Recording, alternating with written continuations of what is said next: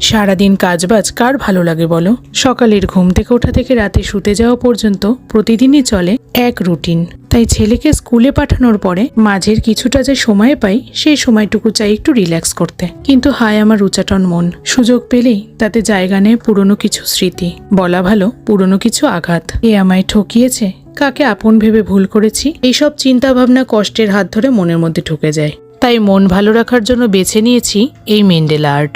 আঁকতে আমি ভালো পারি না, কিন্তু রং তো করতে পারবো। আর বিশ্বাস করো, এইটা নিয়ে বসলে সময় যে কিভাবে চলে যায় বোঝাই যায় না। এতে করে মনও ভালো হয়ে যায়, আর কোনো অবাস্তব চিন্তা, কোনো কষ্ট মনের মধ্যে জায়গাই পায় না। তাই তোমাদেরও বলি, যা চলে গেছে তা নিয়ে আর ভেবে লাভ নেই। যা আছে তাকে কি করে ভালো রাখা যায়, আর নতুন কি কি ভালো জিনিস জীবনে অ্যাড করা যায় সেই দিকে মন দিও। ভগবান কিন্তু তোমার আড়ালে কে তোমায় কষ্ট দিতে চায় তা দেখতে পান। সঠিক সময় তাদেরকে তোমার জীবন থেকে তিনি নিজেই সরিয়ে দেবেন। তাই নিজেকে ভালোবাসো।